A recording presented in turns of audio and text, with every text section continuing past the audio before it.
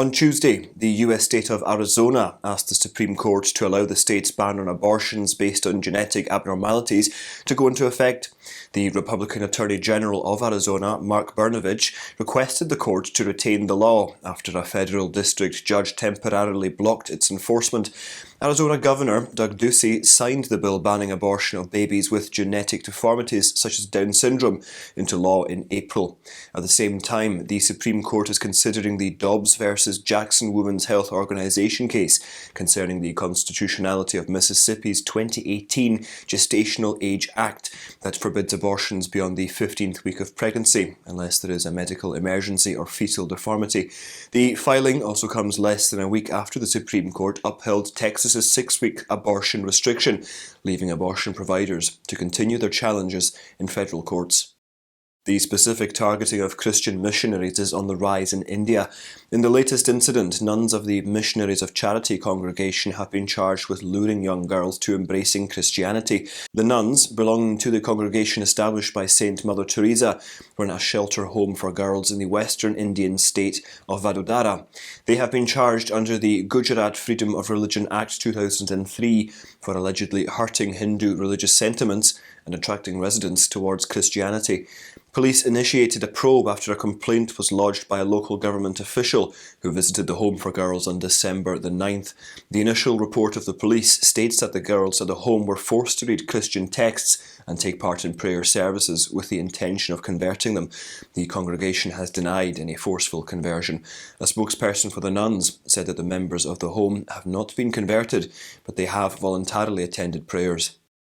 7 Republican senators have raised questions regarding the US Department of State's decision to remove Nigeria from its countries of particular concern list and countries on the special watch list.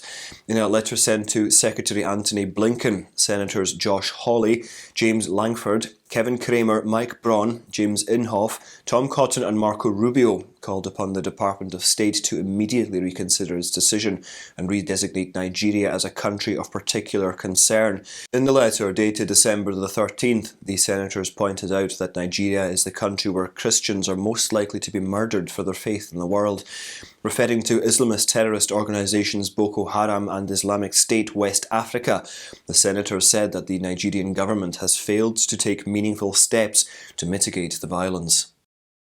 Official figures of the United Nations say that between January and September, at least 100 children were killed or maimed in the northern part of Iraq because of hidden landmines. The report says at least 1 in 4 children is exposed to the risk in that part of the country, which has the highest concentration of landmines. The war with Iran, the US invasion and Islamic State rule have resulted in a large number of mines being laid in the country. A private firm that specialises in demining has found 1,500 explosives in the northern region alone. In certain areas in Mosul and Anbar, the Islamic State militants have left behind a large number of hidden explosives connected to appliances, windows, doors and other objects, so says the NGO Handicap International.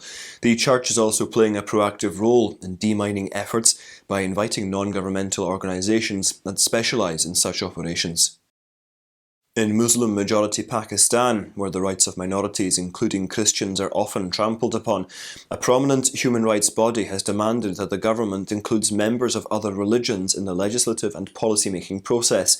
This appeal was made during a recent meeting of the National Commission for Human Rights in Peshawar. The delegates discussed the condition of minorities and the need to have greater communal harmony, as well as the importance of greater inclusion of non-Muslims in decision-making bodies. The Commission members also demanded that the government reviews the national syllabus due to it stoking religious extremism. They also sought the selection of Christians, Hindus and Sikhs as candidates of political parties in general seats during elections. The plight of journalists seems to be unending in military-ruled Myanmar. A freelance photojournalist who was detained by the military last week has died in custody. So Nang died in detention after he was taken by the military for covering a silent strike called by supporters of democracy. His colleague said the journalist was taken to a military interrogation centre in Yangon's Eastern Botatong township. Later on Tuesday morning, his family was informed of his death. He is the first journalist to die in custody since the army seized power in February. Since then, more than 100 journalists have been detained, though about half of them were released later. Even though there are no official reports, many political activists have been reported dead. Journalists have been targeted as the military government seeks to curb the free flow of information. Religious and ethnic minorities in Afghanistan are increasingly being targeted by the Taliban ever since they came to power. Recently, the Taliban, who comprise the ethnic Pashtuns, have forcibly removed more than 1,000 members of the ethnic Turkmen and Uzbek communities in the north. There are reports that members of the ethnic groups were displaced to take control over 20,000 acres in which they lived. It is believed that the Taliban intends to punish certain ethnic groups for their alleged support to the previous Western-supported government, and that they aim to redistribute their land to their supporters. It is estimated that more than 40% of the population comprises Pashtuns, while the rest constitute Uzbeks, Tajiks and members of the Turkmen community. In Bangladesh, the Speaker of Parliament has paid tribute to the Church and Catholics for their role in the country's struggle for independence. During an event held on December the 11th, marking the Golden Jubilee of the 1971 War of Independence, Speaker Shirin Shamin Chowdhury remembered the Catholic freedom fighters and the role of churches, hospitals and Christian institutions in giving shelter to freedom fighters and refugees. The first woman to be appointed Speaker of Parliament, Chowdhury herself is an alumnus of the Holy Cross College in Dhaka, an institution that is run by nuns. It is estimated that some 417 Christian fighters participated in Bangladesh's War of Independence.